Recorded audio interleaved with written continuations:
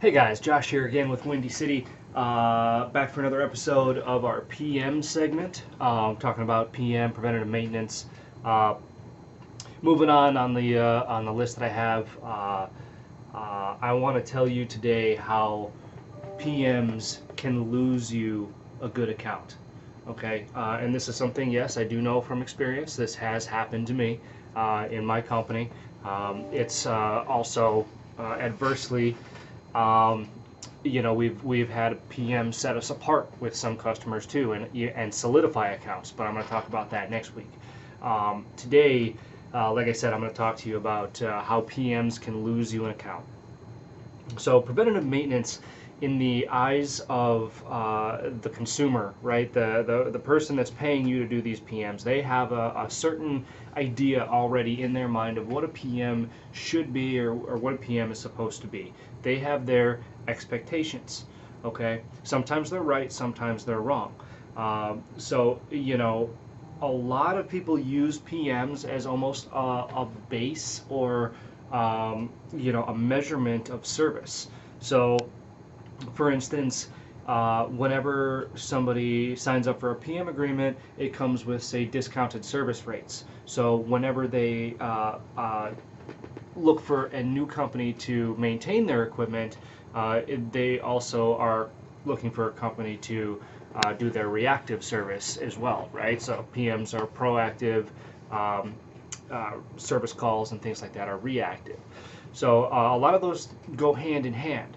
So if there's somebody looking for a new PM contract from a new company, chances are they're looking for a new provider, a new vendor altogether for their equipment. Um, and so you reverse engineer that now, okay? And you start to understand that um, if the PMs aren't done well, say the reactive service is fine, the reactive service is good, all that, it's all fine and dandy, but the PMs aren't done correctly, they use that to gauge the validity of the company that they're doing business with. Okay, so what this means is that if the PMs are viewed as the most basic service that's out there, because all we're doing is maintaining, which I'll get to that in a minute, but in the eyes of the consumer, if that's the case and we can't do that in accordance with their expectations, then it doesn't matter how good your reactive service is, you're not going to be doing it for very long. Does that make sense? Do you understand? Uh, that's just the way that it is. So that's one of the reasons I'm putting out these videos, so you can be proactive on your end, because doing a good job on the PMs, aside from the actual quality of the work, aside from implementing the strategies and things that I talk about in this series, is managing expectations. Okay, look, again, consumers have their own idea of what it means to have equipment PM'd. Okay, we know as service providers that PMs are designed to make the equipment more efficient, run more efficiently, and last longer. Okay, increase life expectancy. Those are our two, real big reasons for doing PMs. That's what we model all of our checklists around, all of our procedures around, all of our communication around, right? But take a step back for a minute. And what does that really mean? Okay, so let's think about this. Let's just take let's say you're doing a hot side PM, okay, and it's a conveyor oven, because this is a direct example from what has happened to us. You're doing a conveyor oven. What are the most important things on a conveyor oven that will increase the life expectancy and the efficiency? Number one, the cooling fans need to be clean, right? Number two, you need to check combustion, clean the flame sensors, check the motor bearings, obviously go over everything that could be inhibiting, vacuum out the chamber, clean the fingers right inside the oven. Those of you who know conveyor ovens, you've got the fingers up top and below that blow the heat up and down onto the product as it goes through the conveyor. Those need to be clean. But what about the visual appearance of the oven?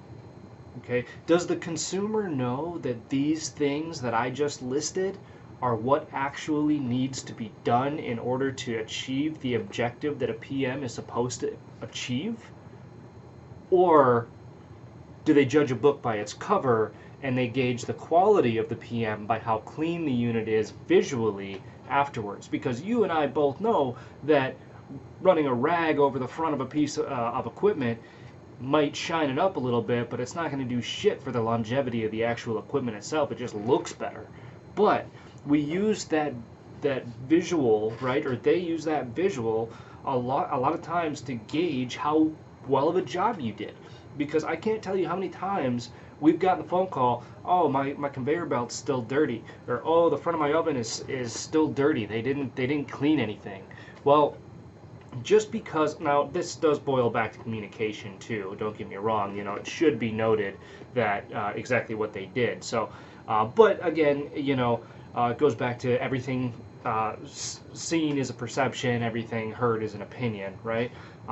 So the customer is going to say whatever they feel because we're driven by emotion, and if they visually see an oven that's dirty, they correlate that with it not being done well, you know, the PM not being done well, and that translates to them becoming emotional about it and then reaching out and communicating with you based on emotion rather than actual merit.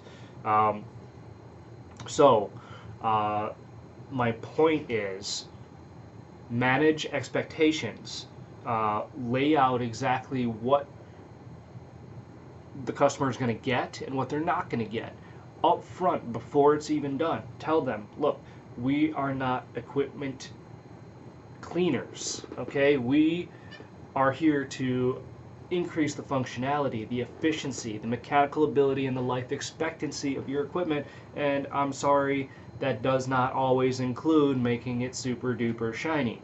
Look, if you want to include that in your PM as an extra step, all the power to you. Okay, that's just you know, that just goes above and beyond, and then we don't even have to have this conversation in the first place. But it's definitely an important thing. Some people include it, some people don't. Cleaning that front of the oven or ice machine or whatever it is, it takes time. So you know, you have to figure out what's best for your business, and how much time you have and how much time the customer expects you to spend on it. So that's a long example, sorry, you know, but that's one example.